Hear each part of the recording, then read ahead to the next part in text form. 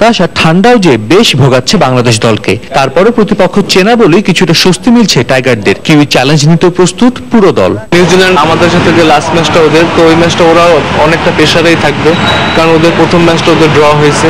তো যাই হোক, আপনার আমরা যে নিউজিল্যান্ড কন্ডিশনে আমরাও ভালো খেলছি, এটা আমরা প্রমাণ করছি। তো আমাদের কাছে ওই ম্যাচটা অনেকটা ভাইটাল ম্যাচ এবং অনেকটা চ্যালেঞ্জিং ম্যাচ হবে আমাদের জন্য।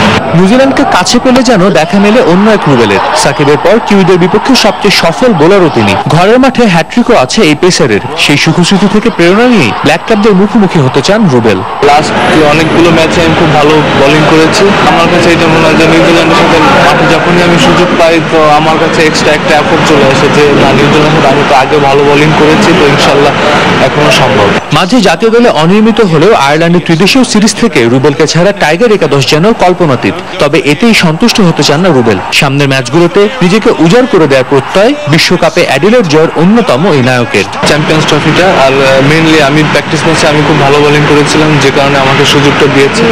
তো আমার কাছে এইটা যদি সুযোগটা যদি আমি পাই, তো অবশ্যই আমি কাজে লাগানোর জন্য চেষ্টা করব।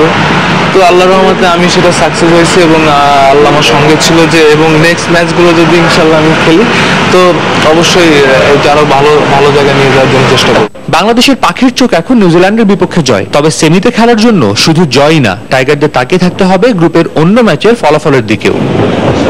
সাজিদ মুস্তাহিদ, সময় সংবাদ, লন্ডন, ইংল্যান্ড। চ্যাম্পিয়ন্স ট্রফির খবর। প্রথম দল হিসেবে চ্যাম্পিয়ন্স ট্রফির সেমিফাইনালে উঠল স্বাগতিক ইংল্যান্ড। মঙ্গলবার তারা নিউজিল্যান্ডকে হারিয়েছে 87 রানে। ম্যাচে টস জিতে আগে ব্যাট করে 310 রানে অল আউট হয় ইংলিশরা। জবাবে ব্যাট করতে নেমে বল প্ল্যাঙ্কেটের আঁটো বোলিংয়ে 223 রানে গুটিয়ে যায় কিউইরা। ম্যাচ সেরা হয়েছেন জ্যাক বল। ইংল্যান্ডের এই জয়ে এবারের আসরে সেমিফাইনাল খেলার সম্ভাবনা টিকে রইল বাংলাদেশের। আগের ম্যাচে অস্ট্রেলিয়া নয়, বৃষ্টি ছিনিয়ে নিয়েছিল নিউজিল্যান্ডের জয়। অজিদের সাথে পয়েন্ট ভাগাভাগি করা ইংল্যান্ডের বিপক্ষে এ ম্যাচে সেমির দৌড়ে এগিয়ে যেতে জয়ের বিকল্প পথ খোলা ছিল না কিউইদের সামনে।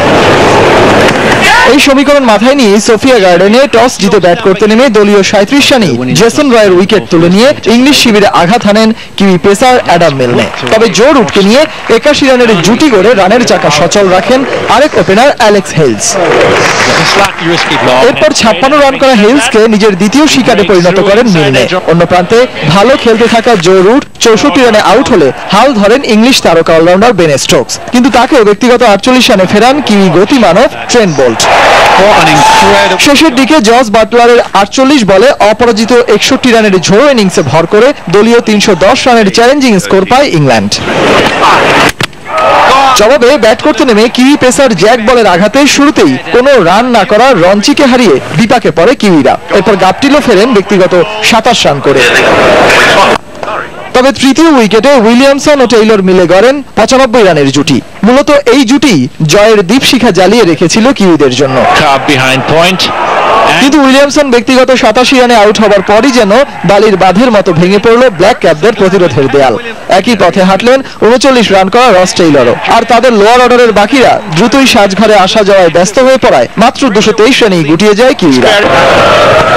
ইংলিশদের এই জয়ে অবশ্য বাংলাদেশের সুবিধাটাই বেশি হয়েছে, কারণ সুতোয় ছোলা সমীকরণটা যে এখনো ইঙ্গিত দিচ্ছে টাইগারদের সেমিফাইনাল খেলার স্বপ্ন পূরণের।